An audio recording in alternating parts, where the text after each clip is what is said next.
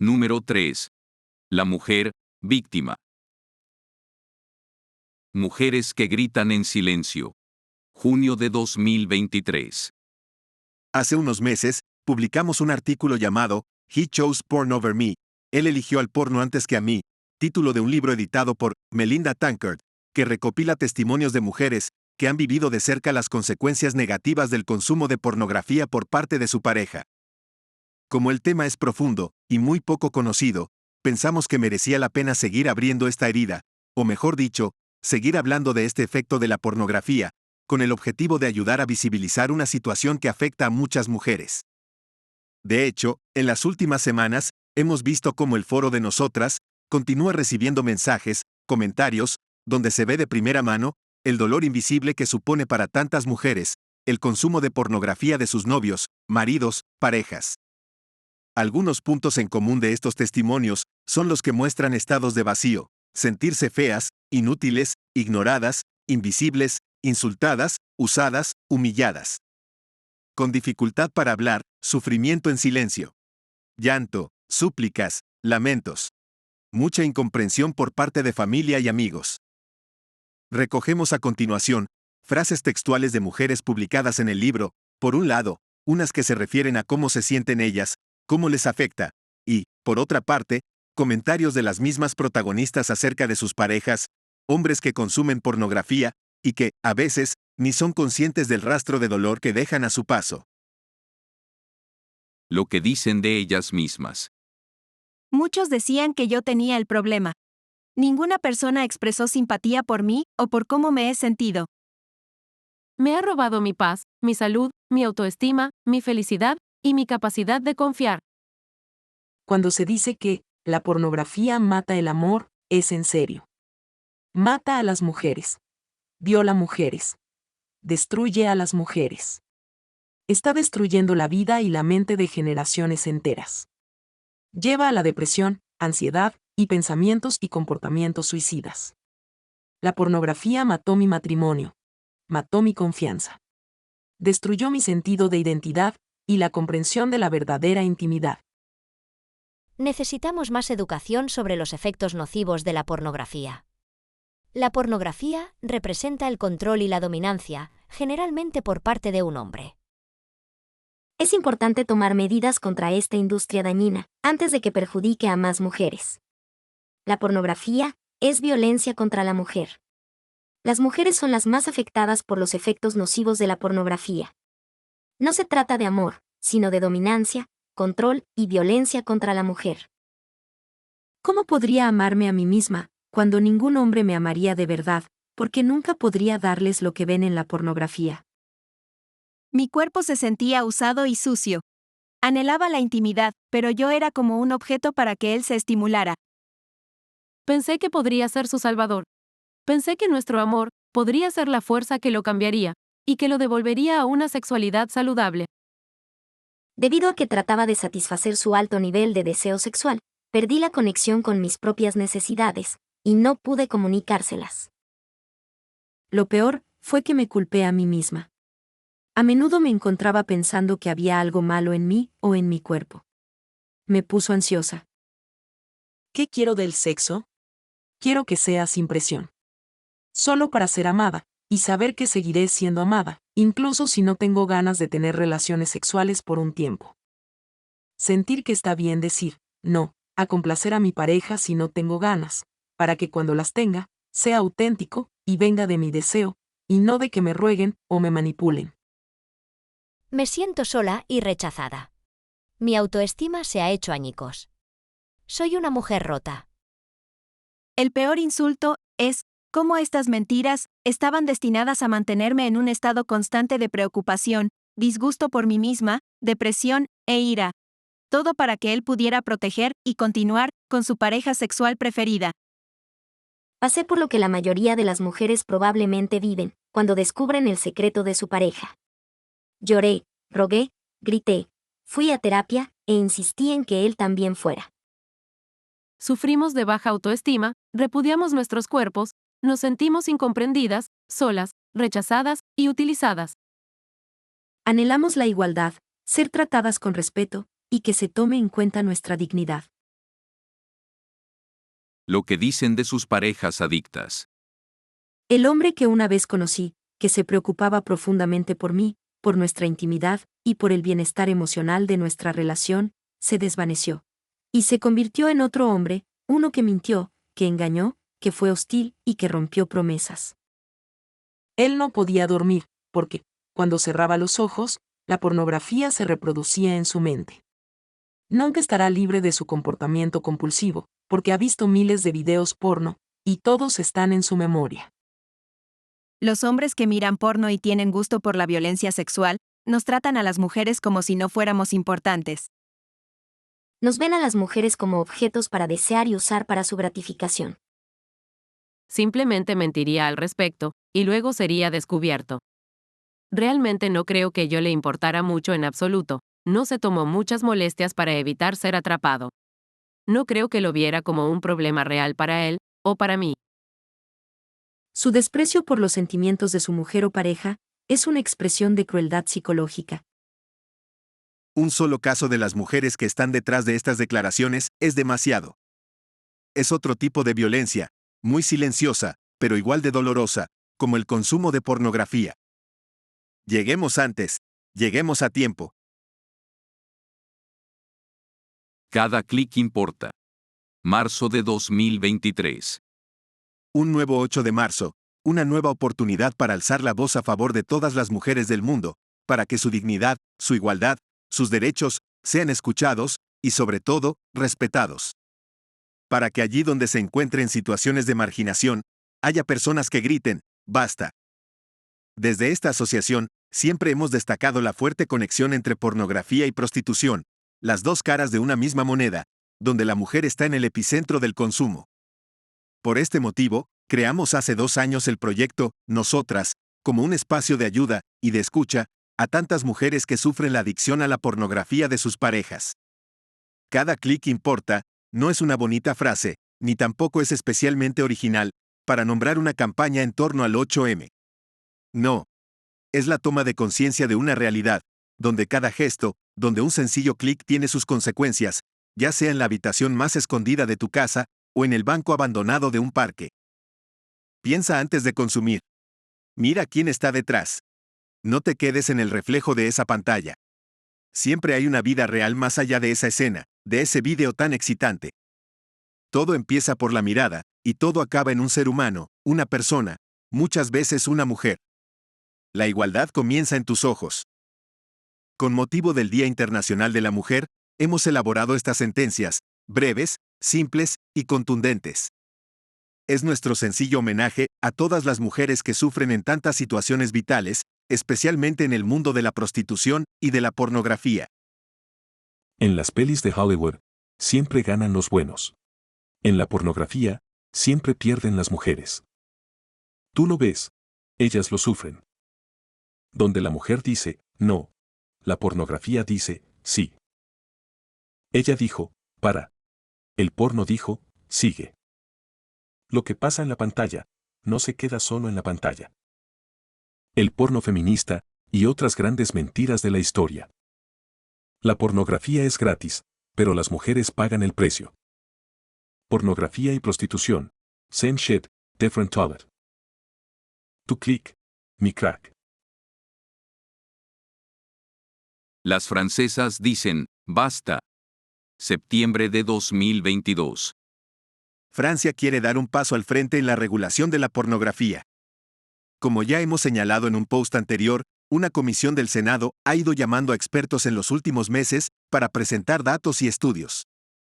Entre otras voces, la asociación The Click, entidad unida a Dale una vuelta, presentó su informe hace apenas 3 meses.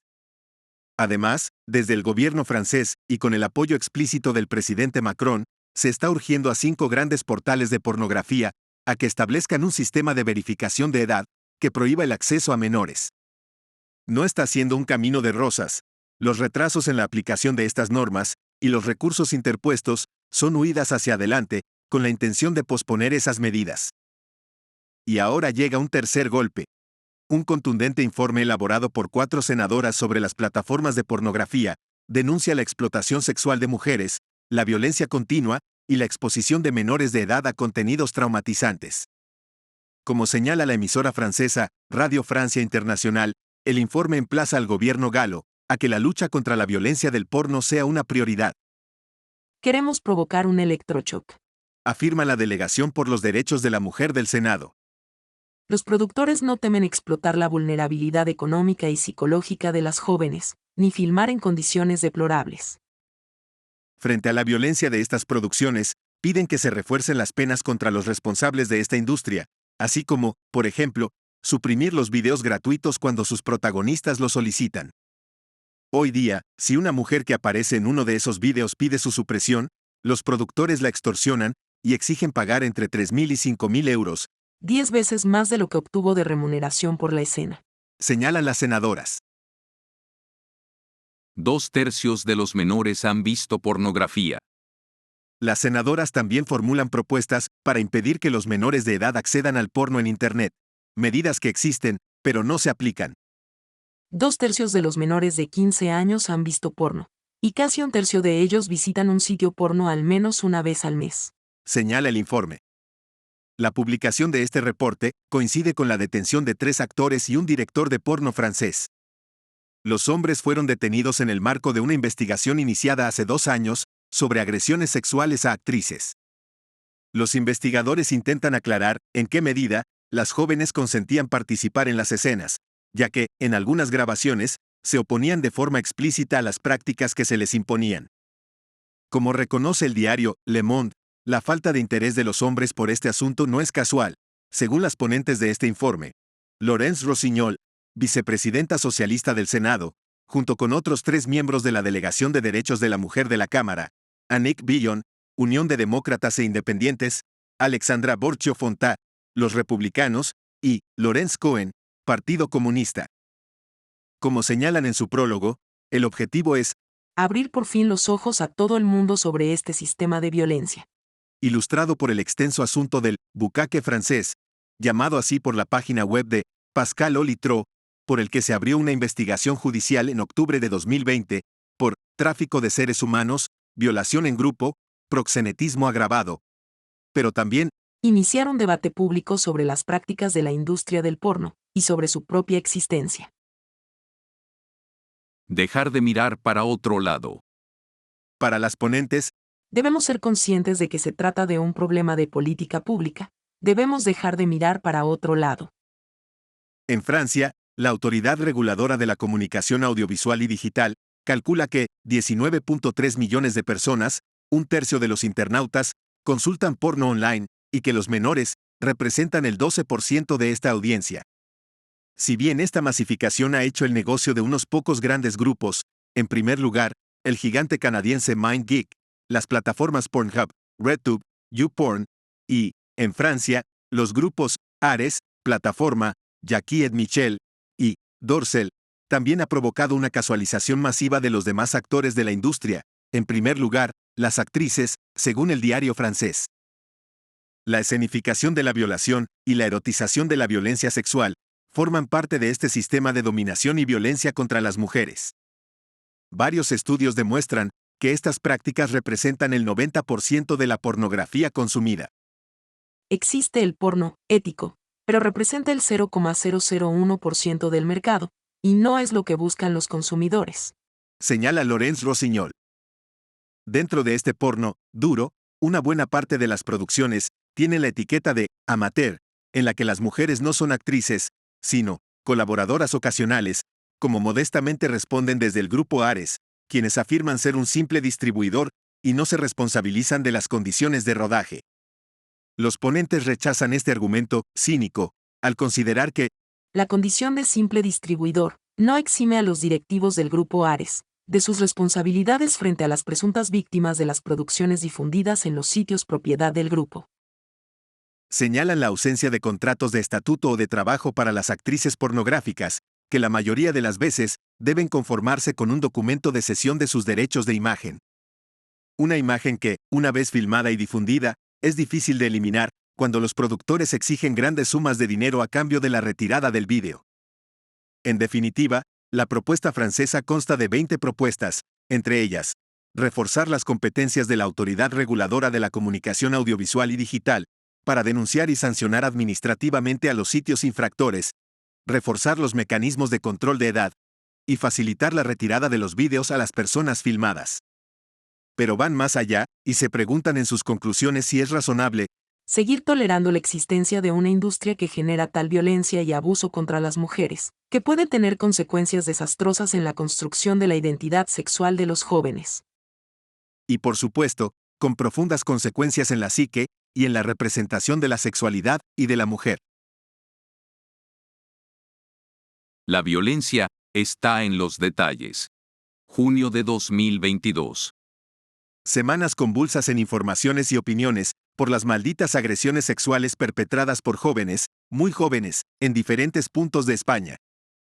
Los lamentables hechos se suman a tantos otros ocurridos en este país en los últimos años. Y el foco, en los medios, y, por tanto, en buena parte de la opinión pública, se ha centrado en la posible relación entre consumo de pornografía y violencia sexual. La cuestión es determinar si existe una causa, una relación, un estímulo, una normalización, etc., entre ambas realidades. El debate no es nuevo, pero sí está siendo más intenso que en otras ocasiones. Posiciones a favor y en contra se han difundido en columnas en los medios, entrevistas en radio y televisión, hilos interminables en Twitter, y un largo etcétera. Por ejemplo, el diario digital El Español, en su artículo La mentira del porno y las manadas en España, su consumo no aumenta las agresiones sexuales, concluye que no existe un vínculo causa-efecto entre el consumo de pornografía y la violencia sexual. Días más tarde, un texto más largo, completo y con numerosas referencias, editado por Neutral, también refleja una indiferencia similar sobre los nexos entre violencia y pornografía. Por otro lado, si escuchamos a expertas en estudios sobre mujer, violencia y explotación, como Laura Freixas o Mónica Alario, no dudan en sus dictámenes. Según Alario, podemos establecer una vinculación clarísima entre la pornografía que están consumiendo los adolescentes y la violencia sexual en grupo. Y Freixas sigue esa misma línea. Que la violación se vea como una travesura, una heroicidad o un inocuo team building, ¿no tiene nada que ver con la omnipresencia de la pornografía? Estudios sociológicos y contenido real. Es cierto que hay estudios científicos que no encuentran asociación entre ambas variables. Y también es cierto que existen numerosos estudios que avalan que la pornografía favorece la violencia sexual, coerción, degradación, roles de género y mitos de la violación. Seamos serios y esperemos más trabajos científicos, mejores investigaciones longitudinales, sin querer llevar el ascua a nuestra sardina. Y si es cierto lo dicho anteriormente, todavía es más evidente la realidad de gran parte del porno, donde la violencia es muy frecuente, y, por tanto, es fácil pensar que puede actuar como una variable potenciadora o mediadora de dicha violencia. Y aquí entra un dato importante, que no es fácil de encasillar en un estudio de campo. Hablamos de un contenido que excita al consumidor, quien cada vez necesita algo más extremo, porque lo experimentado ya no ofrece suficiente satisfacción. Si tenemos en cuenta que las grabaciones pornográficas son escenas violentas, la visualización de estos contenidos dinamiza la respuesta violenta por dos motivos. En primer lugar, por el conocido aprendizaje vicario, o aprendizaje por observación, y, en segundo lugar, por el efecto de imitación. De acuerdo, no ocurrirá siempre, ni siquiera en la mayoría de las personas, pero qué duda cabe, que en algunas de ellas, supondrá un normalizador y facilitador. Porque no lo olvidemos, la ficción también educa. Y ver violencia, nos hace más tolerante a ella. Pornografía. Un telón de fondo.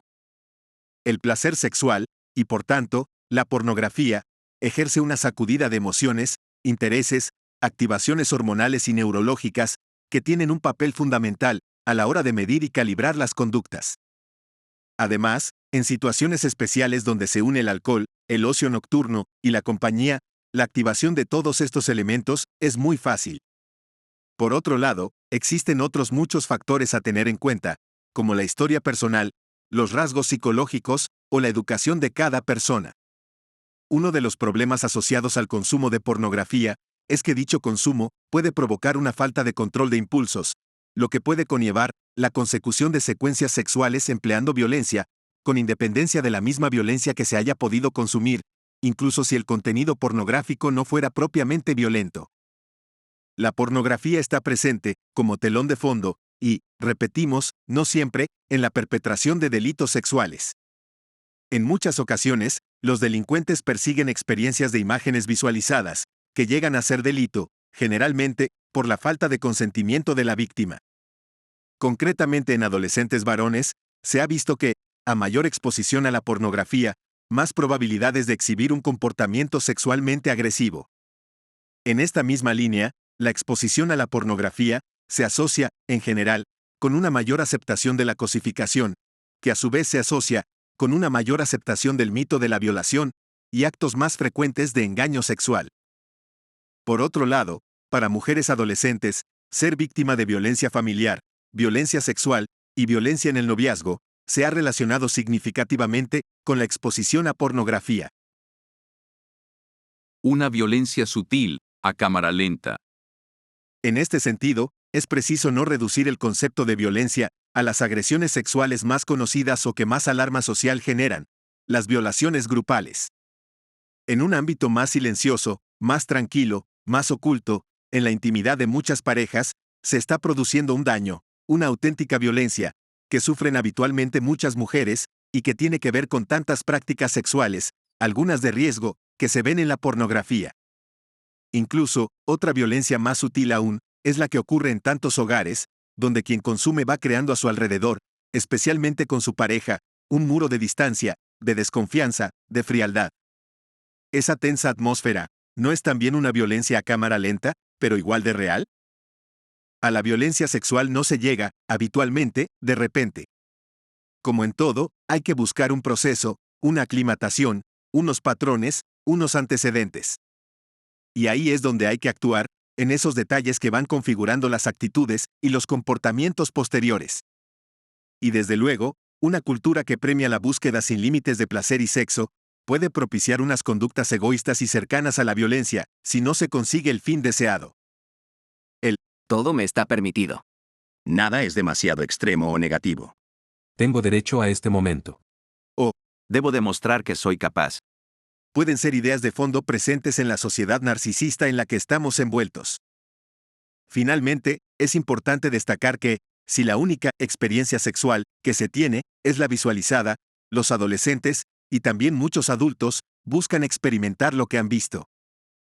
Por todo lo dicho, aunque es cierto que no se puede confirmar que el consumo de pornografía se encuentre íntimamente ligado a la violencia sexual como única causa, sí podemos ver estudios que han encontrado relaciones e influencia entre ambas variables y otras variables asociadas, como la cosificación, la asignación de roles o la imagen de la mujer. Empecé a sentir que como mujer, no era suficiente. Marzo de 2022. El 8 de marzo puede parecer un día cualquiera, pero a la vez es día especial, al menos para las mujeres. Por ello, queremos compartir el testimonio de una mujer que sufrió en primera persona los efectos de la pornografía en su matrimonio y en ella misma. El consumo de pornografía, mayoritario entre los varones, aunque cada vez más extendido entre las mujeres, causa un daño grande, por lo que supone de traición, infidelidad, incomunicación, autoestima, culpabilidad. No es algo menor. Y hoy queremos recordarlo. Por ellas. Quiero contaros que la adicción que mi marido tenía a la pornografía no solo estaba destruyendo su vida, sino que también estaba acabando con mi propia vida. Nos estábamos convirtiendo en un matrimonio vacío, en un matrimonio roto por todos lados, un matrimonio que no iba hacia ningún lado. Nos casamos con mucha ilusión, con muchos sueños, con muchas ganas de hacer cosas juntos y amarnos profundamente. Pero la pornografía no estaba dejando que nuestra relación pudiese crecer, que nuestro amor el uno por el otro avanzara y se mostrara de una manera real, de una manera que llenase el corazón del uno y del otro. Yo me empecé a sentir muy vacía. Empecé a sentir que no valía realmente, que como mujer no era suficiente. Me empecé a sentir muy sola. No era capaz de hablar este tipo de cosas con nadie. Empezaron mis complejos. Quería aumentar mi pecho, quería aumentar mis glúteos, quería cambiar muchas cosas de mi físico, porque consideraba que no era apta, que yo era la mujer que tenía que ser para él. Entonces pensé que el problema, realmente lo tenía yo. se estaba convirtiendo en un hombre frío, en un hombre que no era accesible, en una persona muy distante. Y eso a mí me estaba hiriendo profundamente, porque yo lo amaba, yo quería estar con él, yo quería hacer mi vida completamente con él. No quería que hubiese nada ni nadie que estuviera en medio de nosotros. Mi marido estaba cada vez más distante conmigo, yo intentaba acercarme a él, pero no era capaz de llegar a conectar con él. No era capaz de saber realmente lo que pensaba, lo que había dentro de él, en sus sentimientos, en sus emociones. No lograba saber qué estaba ocurriendo. ¿Por qué buscaba esas cosas? ¿Por qué tenía esa gran necesidad? Yo no lograba encontrarme a mí misma, no lograba saber realmente quién yo era. Yo sentí que en un momento me perdí, y seguía caminando, pero perdida, sin saber a dónde iba. Yo ya no era la mujer de antes, sino que algo de mí se perdió en aquellos momentos, y con el tiempo tuve que volver a encontrarme, pero la pornografía estaba realmente acabando con nosotros, acabando completamente con nosotros. Perdí mis aspiraciones, mis ilusiones, perdí lo que quería realmente en mi vida individual como mujer. Lo había perdido todo en el camino, sentía que no me quedaba nada, porque realmente lo que yo quería era estar con mi marido, y que estuviésemos bien. A los 3 años tuvimos que separarnos. Tuvimos que dejarlo todo, y cada uno buscar ayuda por su lado, buscar ayuda individual porque ya la relación era insostenible. No avanzábamos. Mi marido cada vez estaba más y más sumergido en la pornografía, y estábamos llegando a unos límites, a unos extremos bastante grandes. Nuestro matrimonio ya no tenía por dónde poder avanzar. Entonces nos separamos unos meses, y a los meses, volvimos a rehacer nuestra vida juntos. Fueron momentos muy difíciles, también el volver a juntarnos, porque yo aún estaba muy dolida, tenía mucha desconfianza en mí, mi autoestima todavía no estaba solucionada, todavía peleaba como mujer en quien yo era, y tenía todavía dudas de si él realmente había cambiado, y si quería estar conmigo y me amaba de verdad. En esos 3 años, nunca dejé de creer que mi marido podía salir de esa adicción. Una adicción tan fuerte y tan profunda, que lleva a las personas a perder, no solo sus valores, sino toda su persona en sí. Por eso, yo quería estar cerca de él, quería estar a su lado, no quería abandonarlo, no quería dejarle a la primera de cambio. Yo sabía que él podía salir de esa adicción, pero tuve que darme cuenta de que necesitaba una ayuda más especializada. Y cuando lo tuve que ver, no fue fácil, porque eso trajo conflicto entre nosotros. Pero mi marido aceptó entrar en un centro de rehabilitación, y ha sido lo mejor que nos ha podido pasar como matrimonio, de las mejores cosas. Este testimonio es real y muy auténtico. Sin embargo, no es el único que existe. Por este motivo, desde Dale una vuelta, creamos el proyecto Nosotras, con el deseo de escuchar y recoger cada testimonio de mujeres que hayan vivido o que estén viviendo una realidad similar y que necesiten ser acompañadas. Desde Dale una vuelta os gritamos, no estáis solas. Cosifica, que algo queda. Febrero de 2022.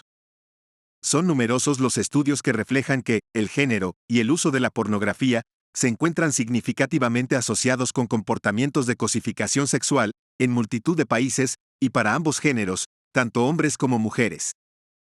La explicación es sencilla, pues las personas aprenden sobre las normas sexuales cuando ven contenido sexualmente explícito, y precisamente la pornografía es el medio perfecto para perpetuar normas sexuales y representaciones de mujeres que son cosificadas sexualmente.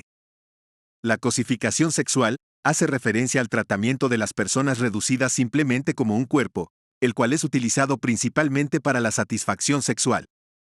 Esto sucede en el contenido pornográfico a través de vídeos, películas, revistas e Internet, en el que se posicionan los cuerpos de las mujeres, especialmente sus genitales, como el centro de atención. Cabe destacar que, aunque los hombres consumen pornografía con más frecuencia que las mujeres, y presentan mayores creencias de que las mujeres son objetos sexuales, existe evidencia de que el género no influye en la asociación entre el uso más frecuente de pornografía y la cosificación sexual. Es decir, los efectos del uso de la pornografía en las actitudes de cosificación sexual no varían según el género. No obstante, el impacto en hombres y mujeres es diferente, ya que, Mientras que el hombre se siente en la libertad de tratar a su pareja sexual como un objeto para satisfacer sus deseos sexuales, la mujer siente que es así como tiene que ocurrir, y por ello, es más fácil que acepte prácticas sexuales que ha normalizado tras consumir pornografía, aunque en otra situación tal vez no las habría aprobado. Una referencia que refleja perfectamente esta idea es la cita de Teresa de Lauretis, escritora, profesora y filósofa, que ha realizado importantes aportes a los estudios de género. La cita dice lo siguiente: Los hombres miran a las mujeres. Las mujeres miran como son miradas. Eso determina no solo la mayor parte de las relaciones entre hombres y mujeres, sino también la relación entre las mujeres y sí mismas. La parte de la mujer que se observa es masculina, la parte que se siente observada es femenina. Así la mujer se transforma en objeto, y más exactamente en un objeto visual, una vista. De cara a futuros estudios, se pretende recopilar datos y realizar comparaciones entre diferentes países, con el objetivo de analizar los efectos potenciales de otras variables que pueden influir, como la desigualdad de género. Por ejemplo, Caloyero y Yost, en 2011, postularon que la desigualdad de género y el sexismo crean un antecedente circunstancial que favorece la cosificación sexual. De esta manera, se entiende que la cosificación sexual de la mujer puede deberse a diversos factores y variables. Sin embargo, de lo que no cabe duda es que el consumo de pornografía tiene un papel de influencia principal. En definitiva, es primordial diferenciar entre el interés por la persona de carne y hueso y el interés por el cuerpo. Es la distinción entre lo erótico y lo pornográfico. Derechos humanos y pornografía, una injusta realidad. Diciembre de 2020. Emilio Maus, director del Programa contra la Trata de Personas de la Comisión Nacional de los Derechos Humanos, de México. Actualmente es profesor investigador en la Universidad Panamericana. Si eres víctima, lo peor que te puede pasar es ir a presentar la denuncia y darte cuenta que el oficial que te atiende es cliente del establecimiento donde fuiste explotada. Estas palabras, dichas por una sobreviviente de la trata de personas, no son un caso aislado. Al contrario, muchas sobrevivientes mencionan a servidores públicos, policías, jueces, agentes de investigación, diputados, como consumidores en los centros de explotación. Otras manifiestan que, al acudir a la fiscalía o alguna otra instancia de gobierno relacionada con la justicia, suelen ser objeto de miradas lascivas, comentarios misóginos, tratos discriminatorios, burlas. Esto arroja una serie de interrogantes acerca del derecho de acceso a la justicia. ¿Puede un putero o un consumidor de pornografía impartir justicia adecuadamente? ¿Se encuentra en condiciones de atender debidamente los delitos de carácter sexual? ¿Puede reconocer a una víctima y tener empatía con ella? ¿Cómo podemos erradicar la trata de personas si los mismos servidores públicos, funcionarios del Estado, contribuyen, a través de la demanda, a la explotación de cientos de miles de mujeres en el mundo entero? Diversos estudios han evidenciado el impacto de la pornografía en las percepciones y actitudes de los usuarios. Uno de los efectos más relevantes consiste en una mayor aceptación de rape myths, mitos en torno a la violación, es decir, actitudes que niegan la posibilidad de que una mujer pueda ser víctima de violación, lo cual se traduce, de facto, en nuevas formas de violencia contra las mujeres. Entre estas percepciones, destacan considerar que las mujeres disfrutan siendo coaccionadas, lastimadas, que si un hombre viola a una mujer, solo está accediendo a sus deseos íntimos, que cuando una mujer dice no, realmente significa sí, que si una mujer viste provocativamente, en el fondo, desea ser violada, que las mujeres disfrutan ser violadas, que si una mujer no opone resistencia, lucha, grita o pretende huir, en realidad, no fue violada, etc. Los consumidores de pornografía también responden, con menos empatía y apoyo, a las víctimas, y es más probable que les atribuyan la culpa de lo sucedido, o recomienden penas indulgentes, o que no se sancione al delincuente. Estas actitudes, especialmente cuando los consumidores son agentes del Estado, pueden dificultar o impedir el acceso de las víctimas a la justicia. Las víctimas enfrentan diversos obstáculos al denunciar los delitos sufridos, comenzando por el escepticismo de las autoridades. Ello vulnera sus derechos humanos y puede dar pie a actos de revictimización. Por tanto, puede afirmarse que un servidor público que suscribe los mitos en torno a la violación se encuentra incapacitado para atender debidamente los casos de violencia sexual y otros delitos. Por otro lado, debe afirmarse que, con bastante frecuencia, la producción de pornografía es ya una forma de violencia, y una violación a los derechos elementales de las personas. Vulnera sus derechos de libertad, integridad, intimidad, libre desarrollo, etc. El problema de fondo consiste en que la pornografía cosifica a la mujer, es decir, lleva al usuario a ver a la persona como un objeto y no como un sujeto de derechos. Instrumentalizar a las personas, y, en particular, a las mujeres, atenta contra su dignidad, y se traduce en el desconocimiento y menosprecio de los derechos humanos, lo que a su vez desemboca en actos de barbarie ultrajantes para la conciencia de la humanidad, como recuerda la Declaración Universal de los Derechos Humanos. Al conmemorar hoy el Día Internacional de los Derechos Humanos, resulta indispensable recuperar, con hechos, la noción de dignidad de la persona.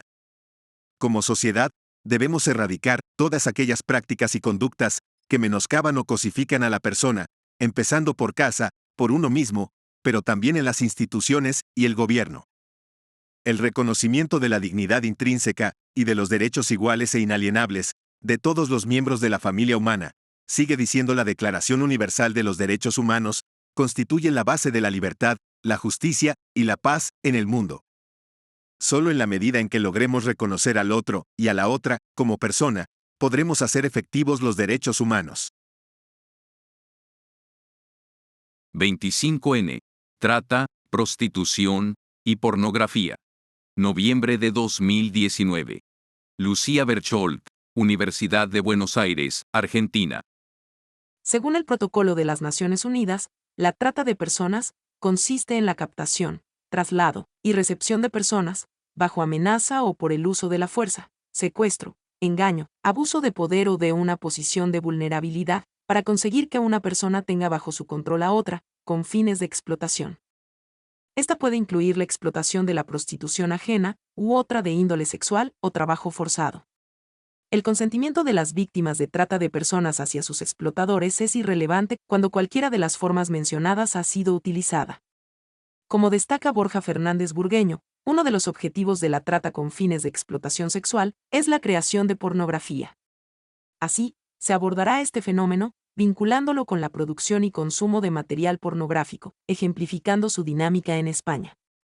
La pornografía no es novedosa, pero, en un contexto de globalización de los servicios de Internet, se ha expandido inconmensurablemente, siendo hoy uno de los negocios ilegales más lucrativos a nivel mundial, y conectado con otros, como el de drogas o prostitución.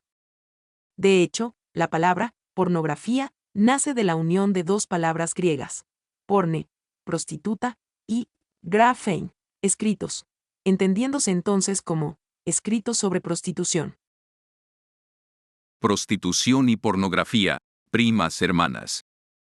En este contexto, la pornografía se ha modernizado y adaptado a las pautas de consumo globales, alcanzando millones de usuarios, con la creación de infinidad de páginas web. Al mismo tiempo, las formas de explotación sexual también se han modernizado y vinculado con la pornografía, al formar parte de una misma industria, cuya base radica en la mercantilización del cuerpo femenino. Según un informe de Fight the New Drug del año 2019, en 9 países, un 49% de mujeres sexualmente explotadas afirmó que se grabó material pornográfico mientras eran prostituidas. Rocío Nieto, presidenta de la Asociación para la Prevención, Reinserción y Atención a la Mujer Prostituida, o APRAMP, comenta que España es el primer país de Europa que está demandando carne humana, en concreto, de mujeres y niñas, para la prostitución. El tercero en el mundo. Teniendo esto en cuenta, puede establecerse una clasificación de las redes de trata a nivel internacional, considerando como países exportadores de víctimas a los pertenecientes a las regiones de África subsahariana, Latinoamérica, Europa del Este y el centro-sudeste asiático. Por otro lado, los países receptores son reconocidos en las regiones de América del Norte, Centroamérica y el Caribe, Europa Central y Medio Oriente. Por estos motivos, se evidencia la sobredemanda de prostitución a nivel mundial, articulada con la masiva producción de pornografía. Esto indica que, en los países de recepción mencionados, puede existir una relación entre la cantidad de mujeres prostituidas en su territorio y la exacerbada emisión de material pornográfico. En este sentido, España, junto con Italia y Grecia, se consolida como país receptor de inmigrantes a nivel mundial debido a su posición geográfica. De esta forma, se configura como una de las principales rutas de paso o destino de víctimas de trata, siendo estas mujeres migrantes, de países pobres del sur, en busca de trabajo, o captadas por redes, siendo finalmente prostituidas. Según la Unidad Fiscal de Asistencia en Secuestros Extorsivos y Trata de Personas en Argentina, el 98% de las víctimas de trata con fines de explotación sexual son mujeres y niñas. Sherdop International afirma que la nueva forma de publicitar el comercio sexual se basa en la difusión de imágenes pornográficas de las mismas. Por otro lado, García Cuesta sugiere que la trata de personas para la explotación sexual está ya siendo formalmente reconocida como una forma de violencia de género. La pobreza tiene nombre de mujer. La industria pornográfica, junto con las redes de prostitución, atrae mujeres jóvenes a través de publicidad y ofertas de trabajo bien pagado, logrando que muchas caigan en la trampa de la prostitución online, siendo atadas al negocio mediante amenazas, aislamiento, suministro de drogas y exigencia de pago. En España, la mayoría de mujeres prostituidas son extranjeras, por ello, se les exige que salden deudas contraídas en el traslado. Así vemos una particular feminización de la pobreza, factor clave de vulnerabilidad en los flujos migratorios de mujeres.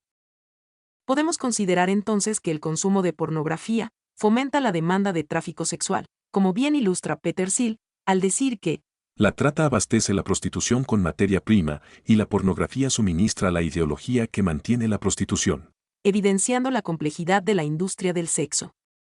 Además, como comenta Amelia Tiganus, sobreviviente de trata en España, el problema es mucho más amplio y tiene que ver con el neoliberalismo y la globalización, porque el proxenetismo se ha convertido en una industria que no tiene fronteras, que mueve la economía de países.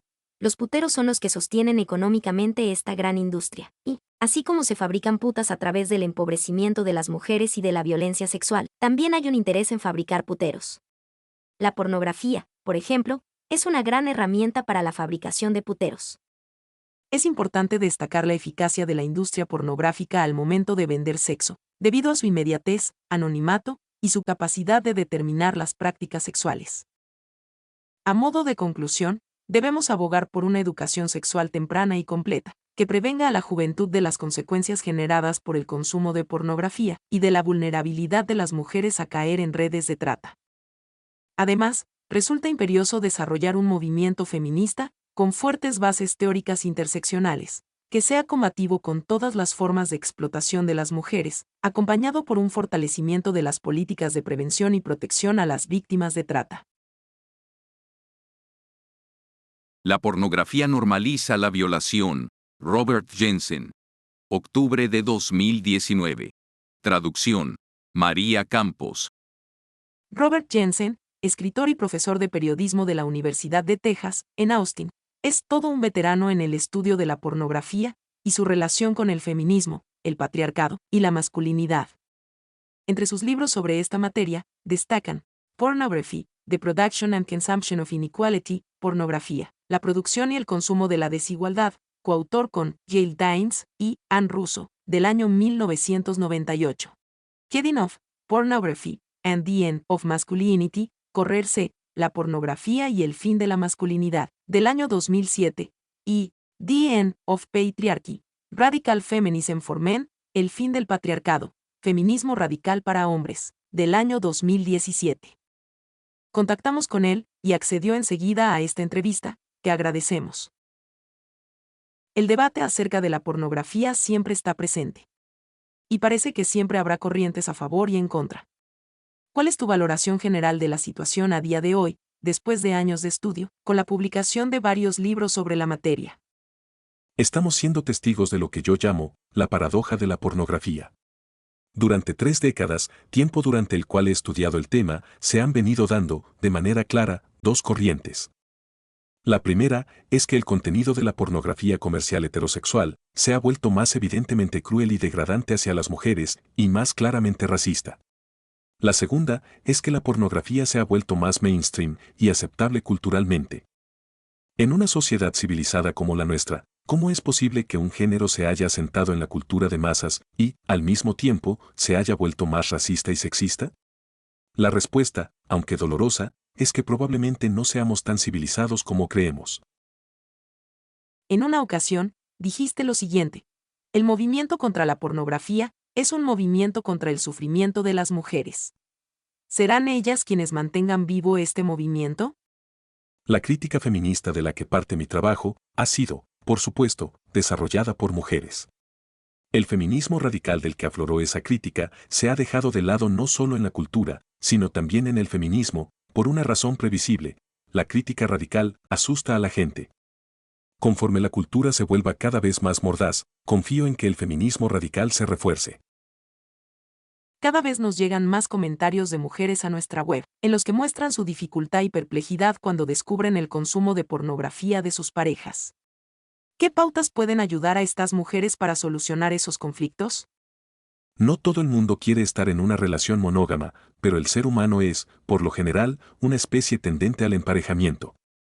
En una relación íntima con una pareja, no es de extrañar que una mujer pueda sentirse engañada si su pareja se masturbara con frecuencia viendo pornografía. No es una actividad inofensiva, sino una manera en la que los hombres evitan la intimidad y el contacto con mujeres reales. Hay voces que hablan de la necesidad de un porno educativo. Es una vía posible para una mejor educación sexual, que evite la violencia hacia la mujer, o podría tener el efecto contrario al deseado, un mayor consumo de pornografía.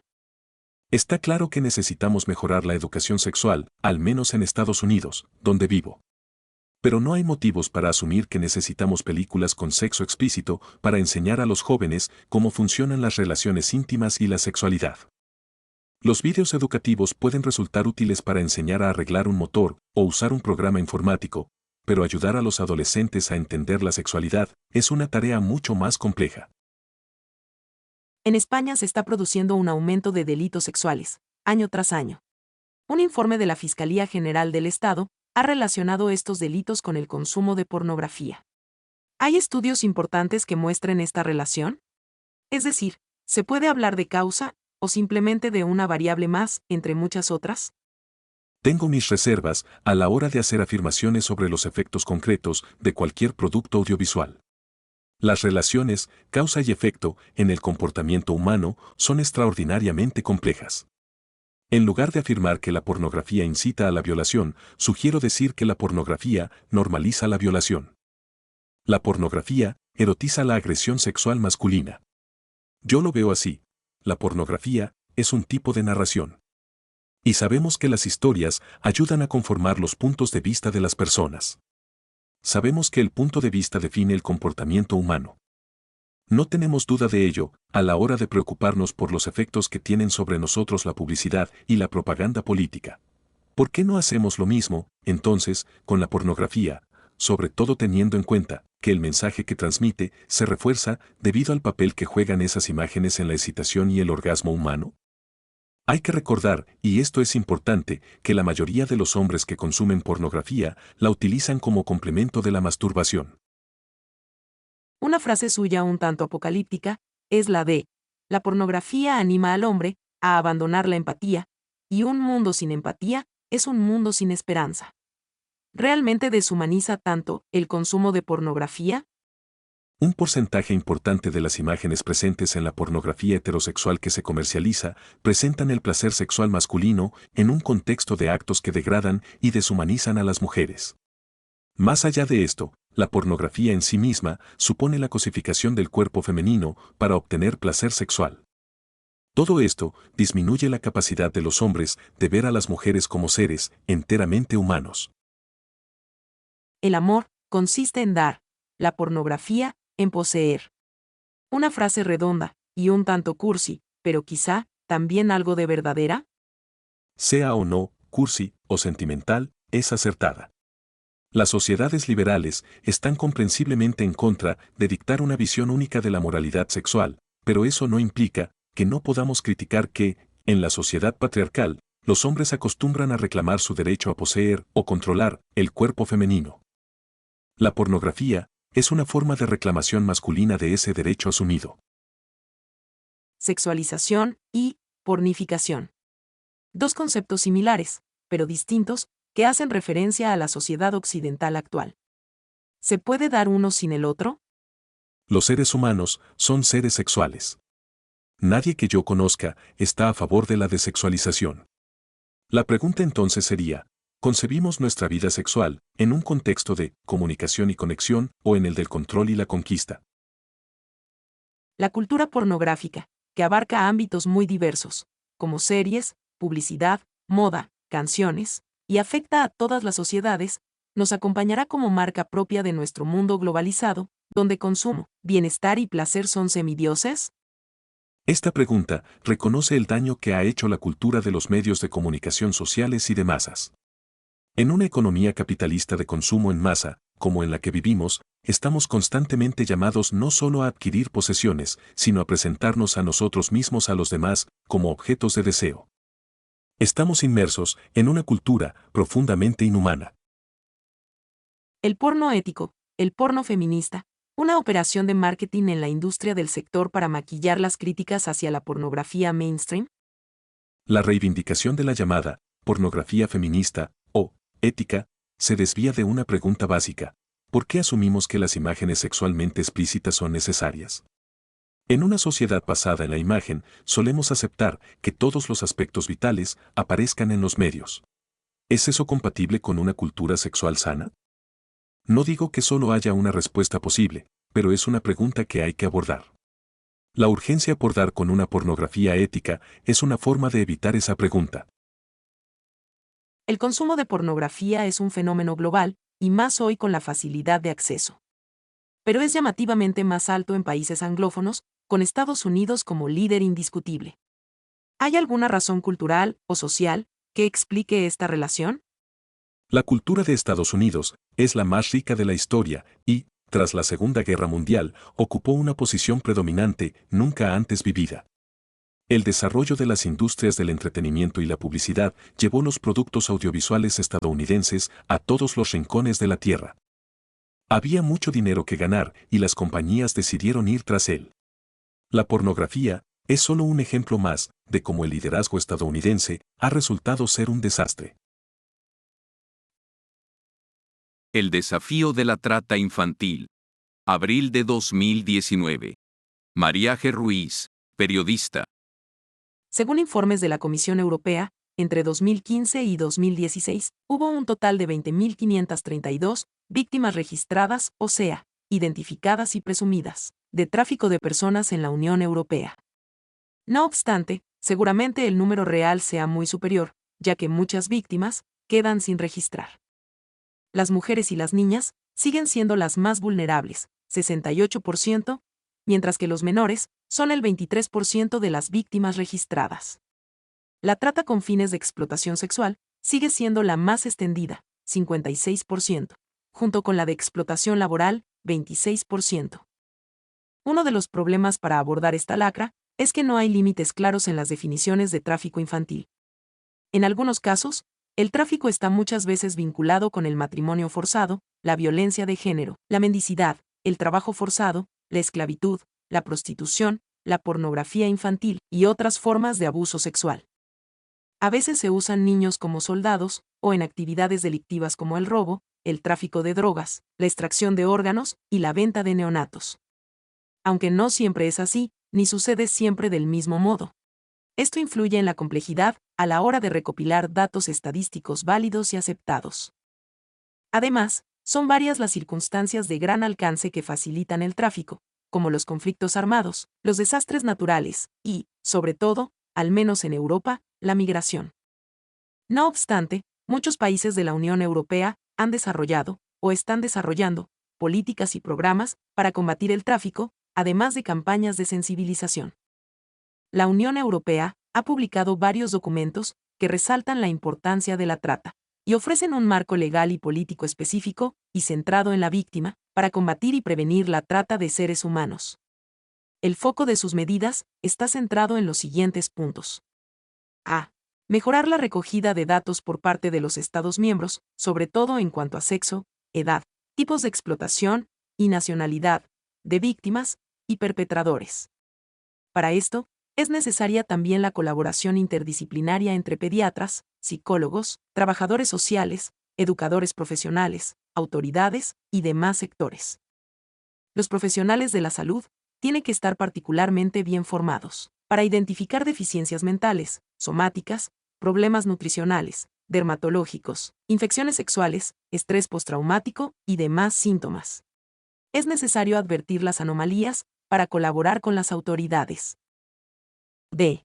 Combatir la cultura de la impunidad.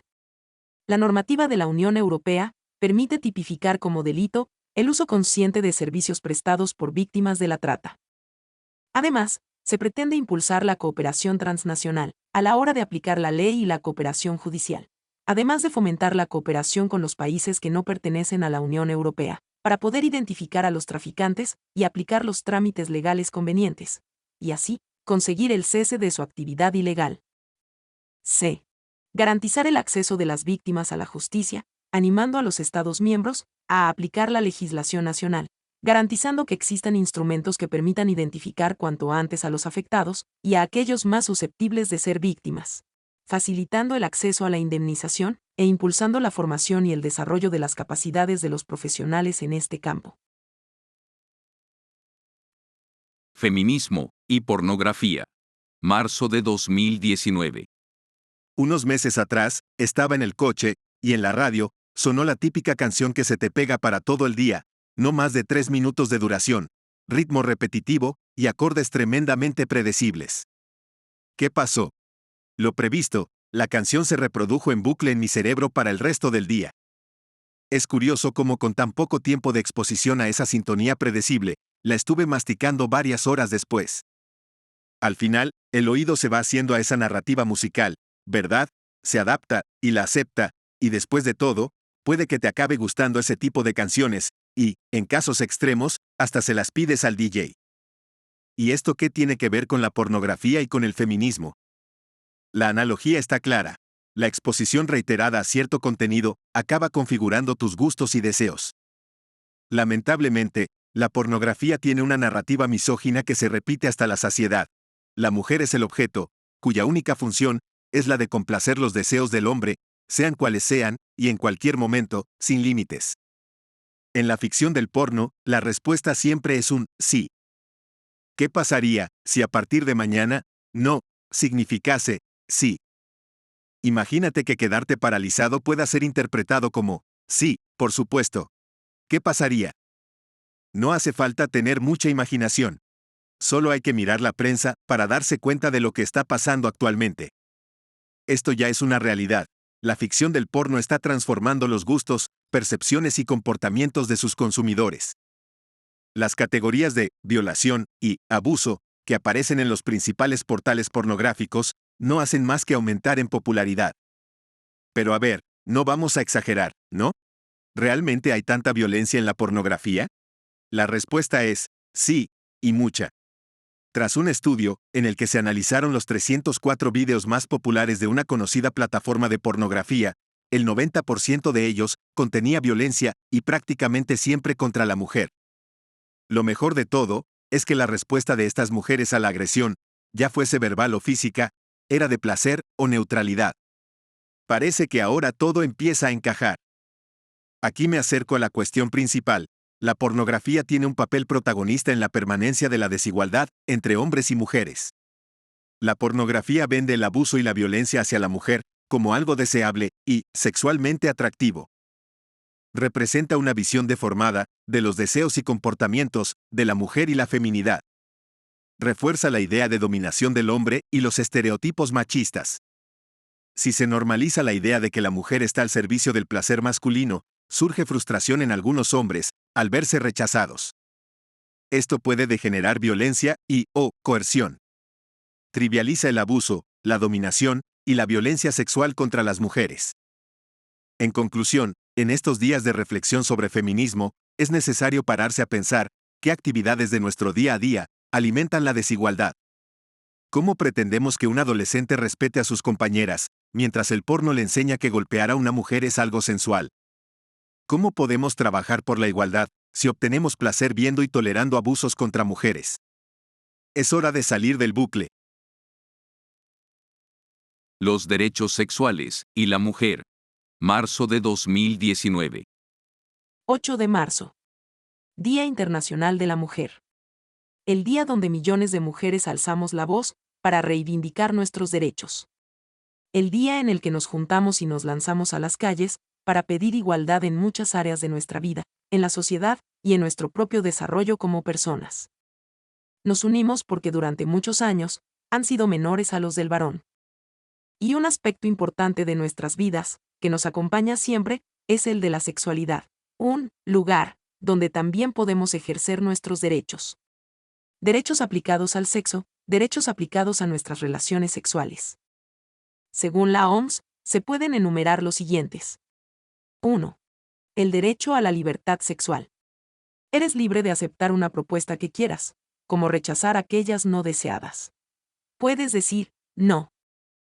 2. El derecho a la autonomía, integridad y seguridad sexual del cuerpo. Tienes la capacidad de tomar decisiones sobre tu propia vida sexual, dentro de tu ética personal y social. Libre de presiones, modas e influencias de un grupo. Sé tú misma, con libertad, con responsabilidad. 3. El derecho a la privacidad sexual. Tienes derecho a la intimidad y a que los otros cuiden esa parcela tuya, tan propia y personal. Tú eliges con quién compartir. Aquí entra el sexting. Reflexiona sobre las fotos que te haces, cómo te las haces, para qué y para quién. 4. El derecho a la equidad sexual. Todos somos iguales. Existe igualdad en el plano sexual, sin conductas discriminatorias. 5. El derecho al placer sexual. Sí, tienes derecho a disfrutar. A que te hagan disfrutar. 6. El derecho a la expresión sexual emocional. Exprésate. Di, sí, pero también puedes decir, no quiero hacer eso, no me siento cómoda, me estás humillando, me haces daño, estás siendo violento. 7. El derecho a la libre asociación sexual. Que nadie te imponga si debes estar con él o no. No tengas miedo. 8. El derecho a la toma de decisiones reproductivas, libres y responsables. Cuídate. Cuida tu salud. 9. El derecho a la información basada en el conocimiento científico. Pregunta. Acude a fuentes fiables, que a veces no son las más visitadas o las más publicitadas. 10. El derecho a la educación sexual integral. Conversa sobre tus dudas sexuales. Te invitamos a que el porno no sea tu fuente de educación sexual. El sexo va más allá de las pantallas. Hablemos de abrazos, besos y caricias. 11. El derecho a la atención de la salud sexual. Las ETS están aumentando entre los más jóvenes debido a las relaciones sexuales esporádicas. Tienes derecho a atención médica y tratamiento. También tienes derecho a pensar y a reflexionar, a no dejarte llevar por el grupo. ¿Crees que te juegas algo a la hora de decidir si tener mucho o poco sexo? ¿Con muchas personas? ¿O solo con una?